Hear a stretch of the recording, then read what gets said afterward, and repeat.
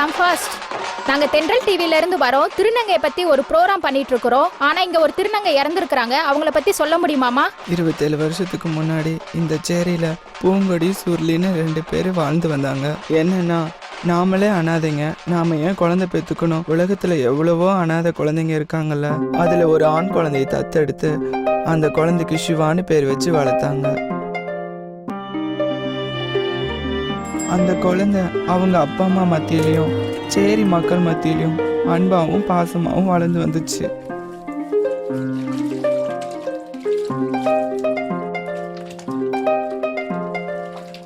சிவா வளர வளர தனக்குள்ள உடல் ரீதியாகவும் மன ரீதியாகவும் மாற்றங்கள் ஆகிறத உணர ஆரம்பிச்சான். எங்க பெத்தவங்களும் சமுதாயமும் தன்னை ஒதுக்கிடுவாங்களோன்னு நினைச்சு மனசுக்குள்ள புழுவா துடிக்க ஆரம்பிச்சான். அந்த சமயம் என்கிட்ட ஓடி வந்தான். அவனுக்கு நான் அறிவுரைகளும் ஆறுதலும் சொல்லி அவங்க அப்பா அம்மா கிட்ட அனுப்பி வச்சேன். அப்பா அப்பா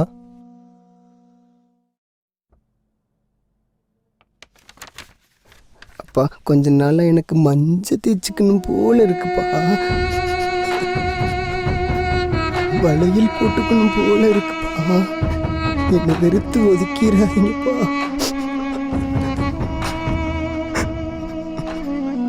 சிவாவா இருந்தாண்ணே, சிவானியா இருந்தாண்ணே, நீ தான்ப்பா எங்க பிள்ளை. தைரியமா இருப்பா, தைரியமா இரு.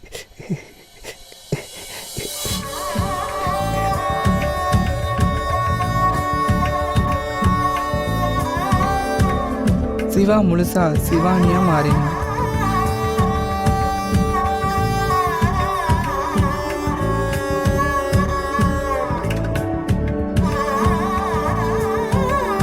அவ இந்த சேரியில் இருக்கிற குழந்தைங்களுக்கு நன்னடத்தை, ஒழுக்கம், கல்வி இதெல்லாம் கற்றுக் கொடுத்துட்டு இருந்தா.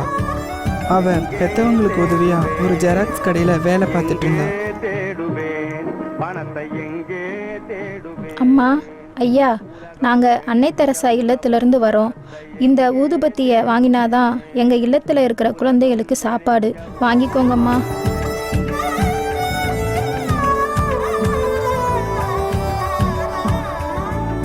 நன்றிங்கம்மா.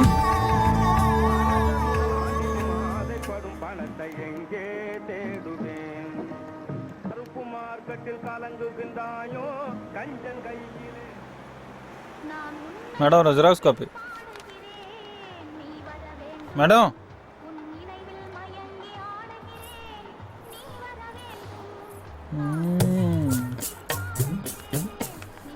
டக்கரை இருக்காளே.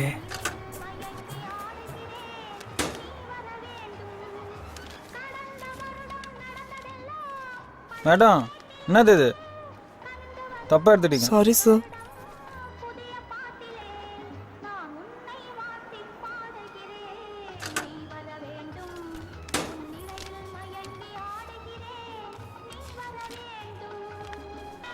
Thank you madam.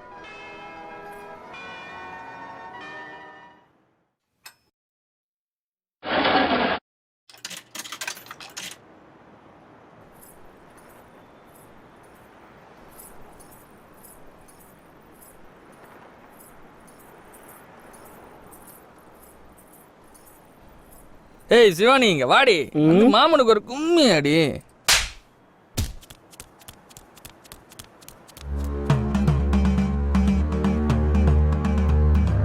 யாரை பார்த்து கிண்டல் பண்ற? சின்ன வயசுல இருந்து நான் பார்த்து வளர்ந்த புள்ளடா. இன்னொரு தடவை கிண்டல் பண்ண பார்த்தேன், தொலைச்சு விடுவேன். ஓடுறா, நீ போமா.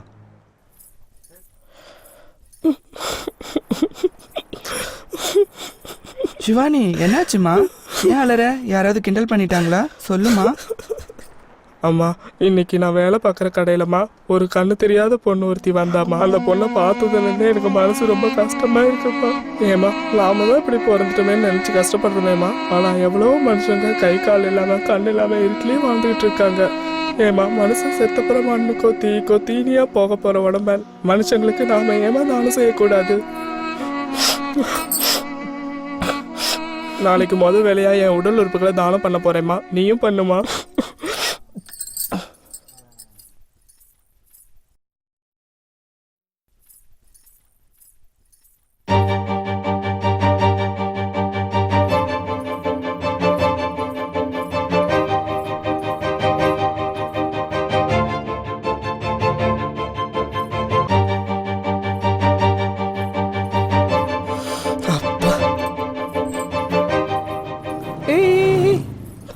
பார்த்து போப்பா, பார்த்து போ.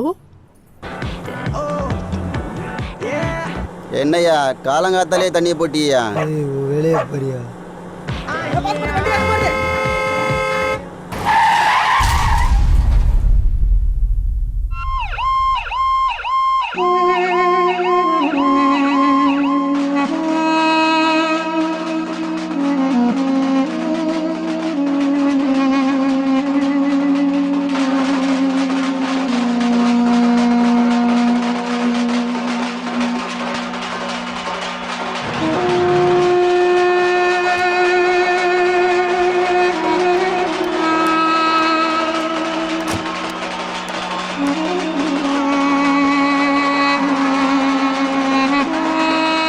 சார், சென்னையில மிகப்பெரிய தொழிலதிபர் நீங்க, இங்க வர காரணம் என்ன சார்? இன்னைக்கு என் பொண்ணு உயிரோட இருக்கிறதுக்கு காரணம் இந்த திருநங்கை தான். இந்த திருநங்கையோட இதயத்தை தான் என் பொண்ணுக்கு பொறுத்திருக்கு. இந்த பிரபஞ்சத்துல எவ்வளவு உயிர் இருக்கு, ஆனா மனித உயிர் மிக அரிய உயிர். ஆணினோ பெண்ணினோ, அதுக்கப்புறம் மூன்றாவது இனம் தான் திருநங்கை. ஆனா அவங்கள நம்ம கேலி கிண்டல் பண்றோம், 9 அலி உஸ்ஸுன்னு. ஆனா இன்னைக்கு இந்த உஸ்ஸு தான் இப்போ ஒரு உயிரையே காப்பாத்திருக்காங்க. சென்ட்ரல் டிவி மலர். விழியில்லா பின்னால் வழி பிறந்தது. சிவாவானாலும் சிவானியானாலும் சிதைந்த உடல் மண்ணில் புதைந்தாலும் இவன் விதையானதால் வளர்ந்தது உடல்தானும். சதை மாறி பிறந்தாலும் விதையாய் மாறியே இவள் உடல் சிதைந்தாலும் உறுப்புகள் சிதையலையே. சமுதாயமே, என் மீதுதானே வெறுப்பு, என் உறுப்புகள் மீது அல்லவே. மண்ணில் விழும் மழைத்துளியில் ஏது பாகுபாடு? இவள் புதைக்கப்படவில்லை, விதைக்கப்படுகிறாள் சில உயிர்களில். மனிதன் இறந்த பிறகு மனித உடல் சிதைந்து போக பின்பு ஏன் இந்த சாதி மத வெறி? மனித இனத்தை காப்போம், மனித உயிர்களை மதிப்போம்.